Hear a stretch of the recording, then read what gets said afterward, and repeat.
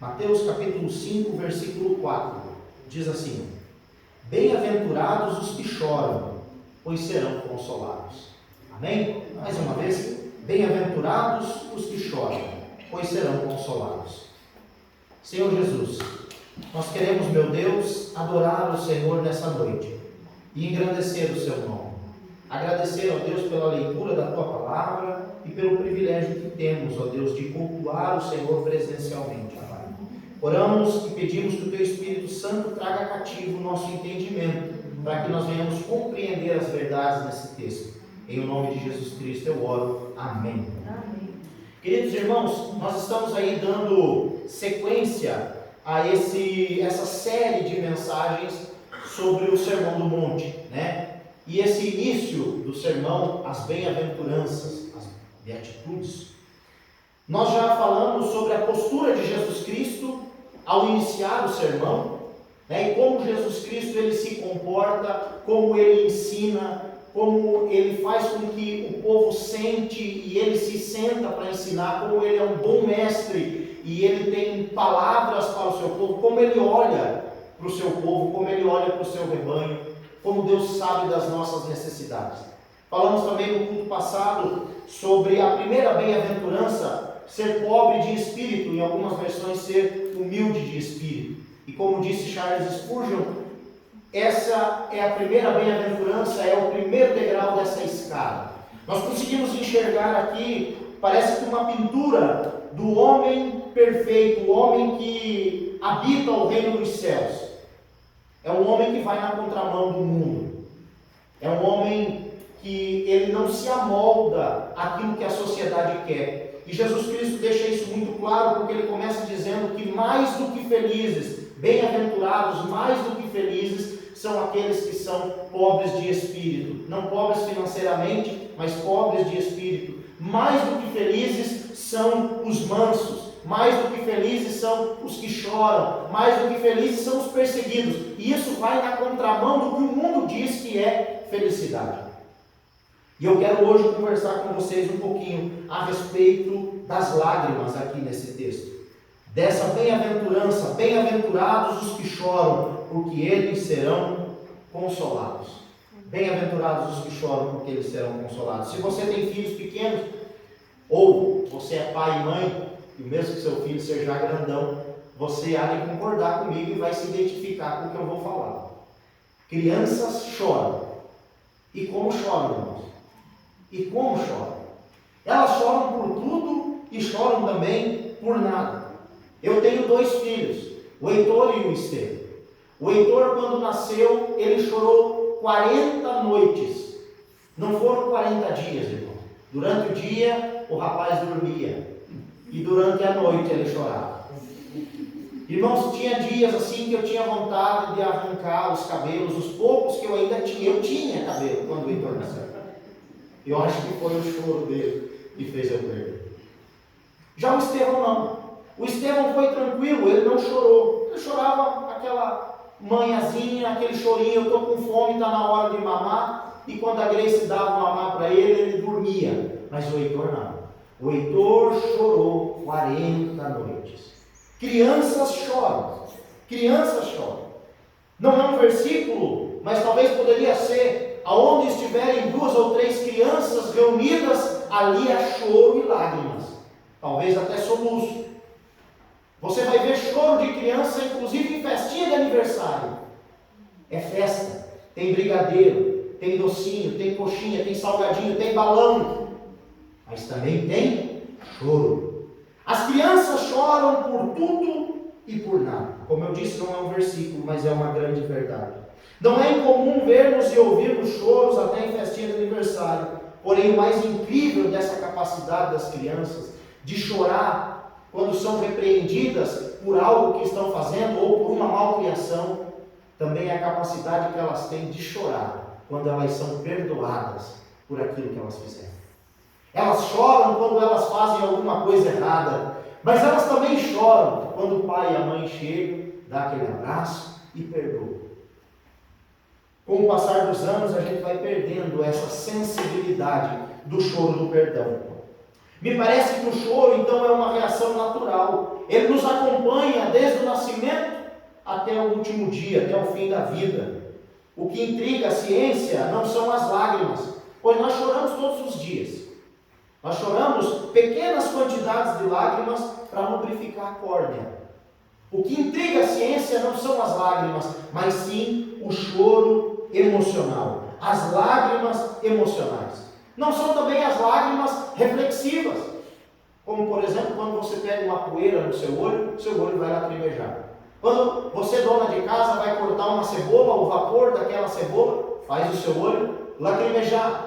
Você, homem ou mulher que dirige, sabe o que eu estou falando? Quando estamos dirigindo à noite e vem aquele abençoado com a luz alta e não baixa a luz, e aquela luz te dá no olho, meu irmão, isso de moto é ruim demais, você vai lacrimejar. A ciência não está intrigada com as lágrimas, mas sim com as lágrimas emocionais. Essas têm levado mais investigações. Quando nós olhamos o recém-nascido, ele não sabe falar. E o recém-nascido então se comunica através do choro. Chora porque está com fome, chora porque está sujo, chora porque está se sentindo desconfortável. Segundo alguns estudiosos, a criança, o bebê, o recém-nascido, só reconhece rostos a partir de 3 meses de idade. Depois dos 3 meses é que ele começa a reconhecer.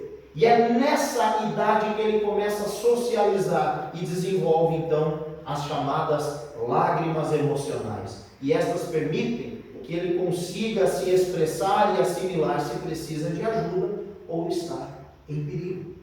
É algo normal chorar, é algo natural. Chorar faz bem. Talvez você já ouviu essa frase. E se você se lembrar de um dia que você chorou, parece que depois do choro dá um alívio. E isso acontece, irmãos, porque é um processo natural. Essa frase é verdadeira. Através das lágrimas nós expulsamos do organismo alguns minerais, inclusive o magnésio, que afetam o nosso humor. E vários químicos que também nos ajudam a reduzir o estresse e a dor. É através das lágrimas. É natural chorar. É preciso chorar. A bem-aventurança aqui é bem-aventurado aqueles que choram, porque eles serão consolados. Existe muito preconceito ainda a respeito do choro, principalmente entre os homens. Porque para nós homens chorar é um sinônimo de fraqueza, é um sinônimo de fragilidade. Então, tem aquele velho ditado que homem não chora. Existe ainda esse preconceito. E parece que na vida adulta é algo muito ruim, é mal visto. Talvez a maioria dos homens interprete isso como uma fraqueza. Fato é, meu querido, que se diante dos outros ou escondido, eu sei que você chora. E você chora quando está feliz por alguma bênção alcançada. E você chora também por alguma coisa ruim que está acontecendo ou que aconteceu na sua vida. Nós choramos. Mais felizes são os que choram, diz as Escrituras. Eu sei que a vida nos deixa mais duros, menos sensíveis, mais moldados a esconder os nossos sentimentos. Porém, Jesus Cristo disse em Mateus 18:3: em verdade lhes digo que se vocês não se converterem e não se tornarem como crianças, de maneira nenhuma entrarão no reino dos céus. Mais que felizes são os que choram. E parece não fazer sentido essa afirmação de Jesus Cristo. Com certeza, como eu já falei, na visão do mundo, mais que felizes são aqueles que estampam no rosto um sorriso de orelha a orelha, que rasgam o silêncio com gargalhadas. Mas Jesus Cristo está dizendo aqui que mais que felizes são aqueles que choram. É óbvio que Jesus aqui não está exaltando o espírito amargo ou uma amargura de alma. Jesus Cristo também não está exaltando aqui aquele espírito crítico e murmurador. Jesus não está exaltando aquelas pessoas que gostam sempre de estar dentro da caverna e nunca saem dela. Jesus não está exaltando os fingidos. Jesus Cristo está dizendo que bem-aventurados são aqueles que choram. Também Jesus não está dizendo com essa afirmação que mais do que felizes são aqueles que fazem os outros chorar. Porque nós estamos vivendo uma geração que ama fazer os outros chorar. Jesus também não está dizendo aqui que mais que felizes são aqueles que causam feridas tristeza nos outros, que causam sofrimento nos outros. Mas ele está dizendo, mais do que felizes são aqueles que choram por si mesmos. Dr. Martin Jones escreve, chorar é algo que vem logo após da necessidade de ser pobre de espírito. Quando nós percebemos que somos pobres de espírito e dependemos de Deus, nós começamos a chorar na presença de Deus. Nós começamos a ver que a nossa vida, ela afronta a santidade de Deus. Quando nós entendemos quem é Jesus e o que Jesus fez por nós, o que Jesus passou por nós vemos que a nossa vida de pecado, ela afronta a santidade de Deus. O profeta Zacarias, capítulo 12, versículo 10, escreve o seguinte: e sobre a casa de Davi e sobre os moradores de Jerusalém derramarei o espírito da graça e de súplica. Olharão para aquele a quem transpassaram, plantearão por ele como quem planteia por um filho único, e chorarão por ele como se chora amargamente pelo primogênito. Bem-aventurados são os que choram. Esse versículo não fala apenas de lágrimas que escorrem, mas sim de um choro de arrependimento. Quando nós entendemos que somos pobres de espírito, humildes de espírito, que nós não temos mérito nenhum naquilo que Deus fez por nós começamos a chorar pelos nossos pecados. Quando compreendemos quem é Jesus, nós começamos a chorar pelos nossos pecados. O choro descrito nesse versículo é muito benéfico, pois ele traz um arrependimento, e junto com ele, e o arrependimento ele traz a comunhão que precisamos com o Pai. Sem arrependimento, nós não chegamos até o Pai. Como é necessário, irmãos, essa bem-aventurança. Como tem sido escassa essa bem-aventurança nos nossos dias, e dia após dia os cristãos têm se tornado mais duros e insensíveis. Dia após dia, quase não existe mais quebrantamento diante do Espírito Santo. As pessoas vão orar, já não se emocionam mais e não sentem mais a presença de Deus. Estão secas, e me parece que a lágrima dos crentes secaram. Eles não choram mais, não existe mais quebrantamento diante da presença de Deus. As pessoas não têm mais tempo para se colocar diante de Deus e sentir a presença dEle. E por isso não choram pelos seus pecados. Como eu disse, me parece que as lágrimas dos crentes secaram. Eles são até capazes de chorar. Eles choram quando não alcançam as bênçãos que estão pedindo para Deus. Eles choram pela falta de conforto que porventura estejam vivendo nas suas vidas. Eles choram e são capazes de chorar porque não alcançaram os projetos que planejaram para si, mas não choram pelos seus pecados. Não choram de gratidão pela graça derramada que Jesus Cristo expressou na cruz. A lágrima dos crentes secou. Primeiro, Jesus Cristo vai dizer que bem-aventurados são os que choram. E não é desse choro fingido que Jesus está falando, e nem desse choro do que me falta algo. Jesus Cristo está dizendo, em primeiro lugar, que esse choro representa uma tristeza piedosa, uma tristeza pelo pecado.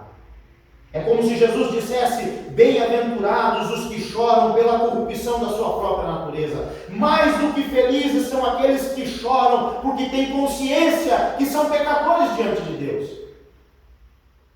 que estão afastados de Deus. Lucas capítulo 18, versículo 13, o publicano estando de pé, longe, nem mesmo ousava levantar os olhos para o céu, mas batia no peito dizendo: ó Deus, tem pena de mim, porque eu sou pecador. Sabe o que Jesus fala a respeito desse homem? Versículo 14, digo a vocês que este desceu justificado para a sua casa, e não aquele, porque todo o que se exalta será humilhado, mas o que se humilha será exaltado. Em segundo lugar, Jesus Cristo diz: bem-aventurados aqueles que choram pelas aflições dos outros. Ô meu querido, você sabe que tem um versículo na Bíblia que diz assim: chorem com os que choram, e se alegrem com os que estão felizes. Existe um momento, meu irmão, que você não precisa falar nada, só se compadecer da dor alheia. E como tem pessoas precisando de um ombro amigo, como existem pessoas precisando de outras que se importem com o seu sofrimento. E é nessa hora que a gente se vitimiza. É nessa hora que a gente se coloca e diz, ai, coitadinho de mim, pastor. Como eu não tenho ninguém comigo. Como ninguém se importa comigo. Verdade. E com quem você tem se importado? Por quem você tem chorado? De quem você tem lembrado nas suas orações e orar dizendo, Senhor, que o teu Espírito toque no coração dele, Pai. Que o teu Espírito toque no coração dela, Senhor, que ela possa reconhecer que precisa de Ti. Senhor, tem compaixão, ela está sofrendo, meu Pai. Ele está num leito de hospital, tem compaixão, tem misericórdia. Por quem você tem se colocado e tem chorado por alguém?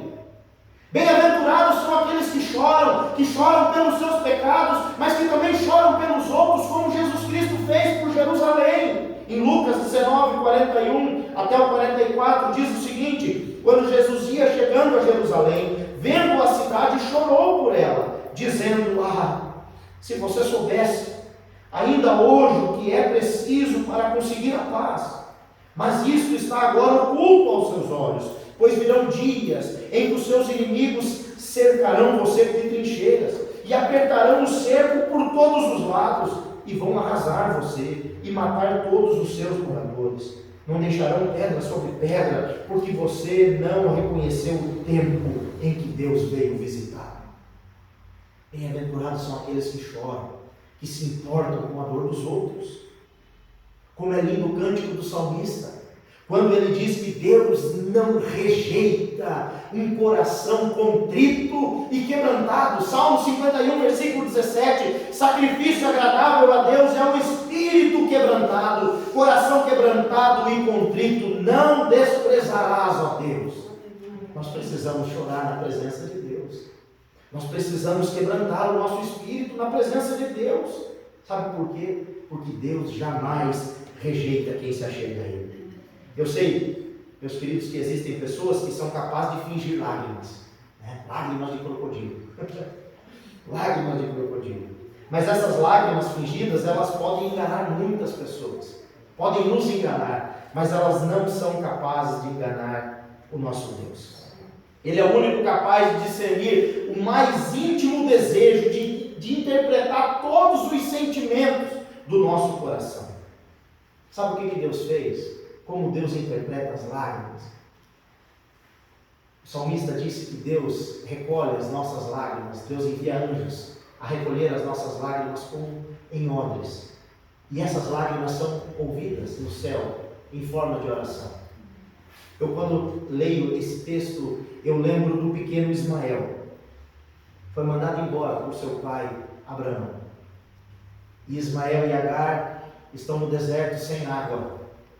E aquela mãe, então, para não ver o filho morrer com ela nos braços, deixa o seu filho e caminha uma distância. Mas um anjo aparece para ela no deserto. E sabe o que o anjo fala? Eu ouvi o choro do menino. E Deus então abre os olhos daquela mulher e ela vê um poço no deserto. Eu ouvi o choro do menino. Deus é capaz de interpretar as nossas lágrimas. Foi Deus quem interpretou as lágrimas da piedosa Ana, quando orava no templo, e o sacerdote olhando, dizendo, ela está embriagada, e Deus estava interpretando as suas lágrimas, porque ela não conseguia falar, mas sabia chorar. Deus interpreta as nossas lágrimas. Foi Deus quem interpretou as lágrimas da piedosa Ana. Lágrimas na Bíblia são sinônimo de arrependimento, de dor, de vergonha e de submissão. Nós devemos, irmãos, olhar para isso e lembrar daquela mulher pecadora, que quando soube que Jesus Cristo estava na casa do fariseu, o que ela fez? Ela chegou por detrás de Jesus. E o texto de Lucas, capítulo 7, diz que ela chegou por detrás de Jesus e começou a chorar copiosamente, e molhava os pés de Jesus com as suas lágrimas e enxugava com os seus cabelos, e ungia os pés de Jesus com um perfume caro. Lágrimas de arrependimento.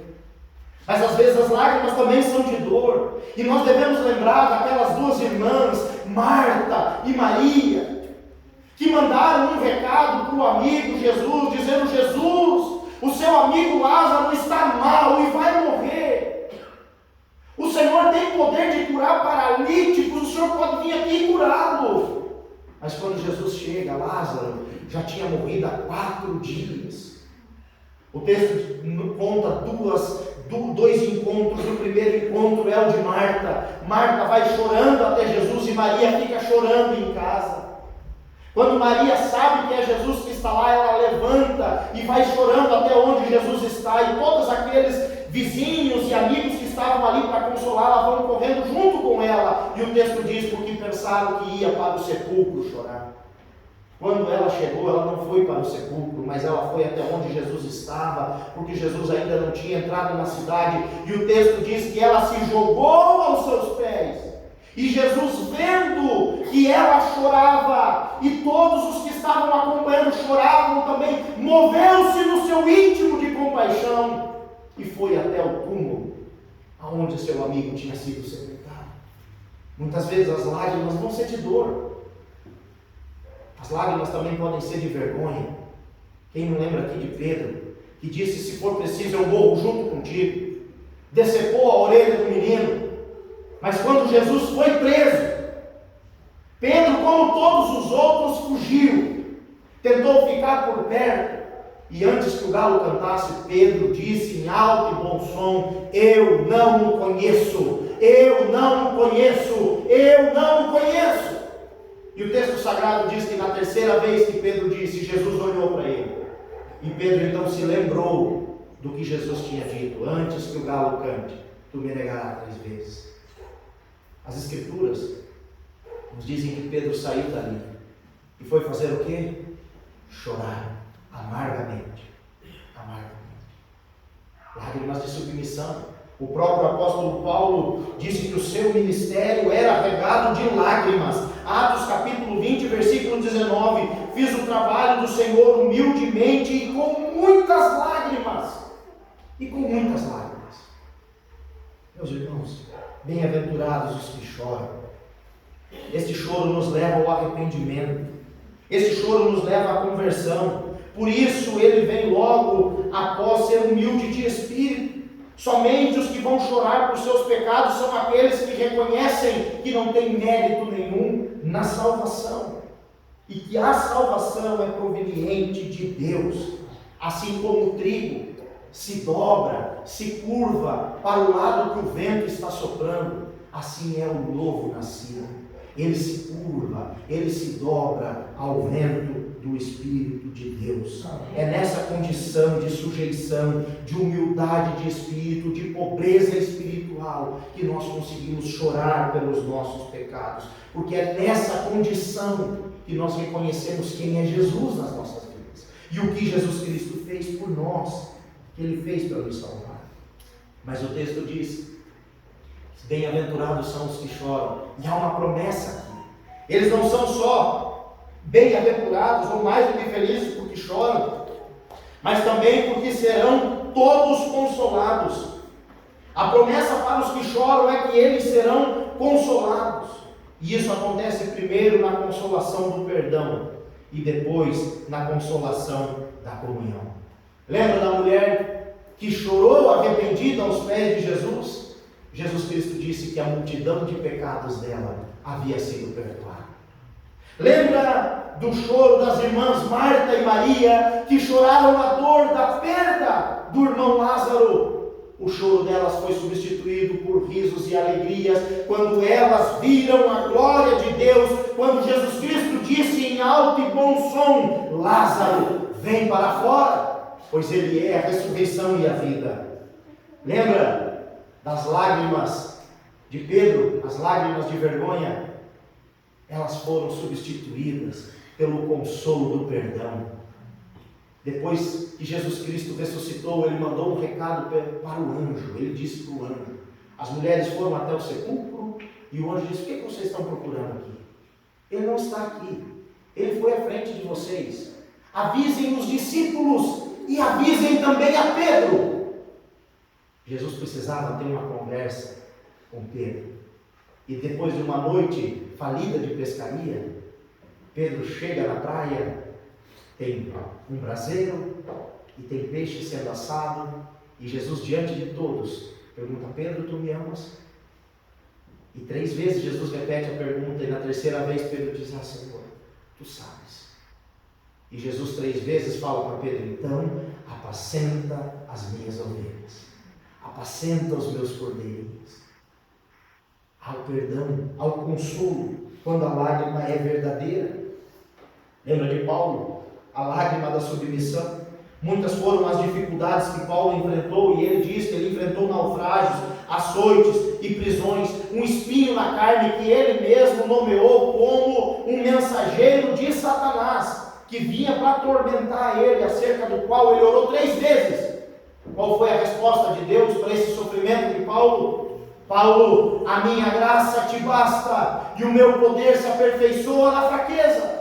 Então Paulo concluiu, e ele diz lá no versículo 10, porque quando estou fraco, então eu sou forte. 2 Coríntios 12, 10.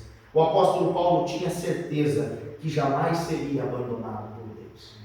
Quando nós olhamos para 2 Timóteo 4, do 16 ao 18, ele diz que na sua primeira defesa todos abandonaram ele.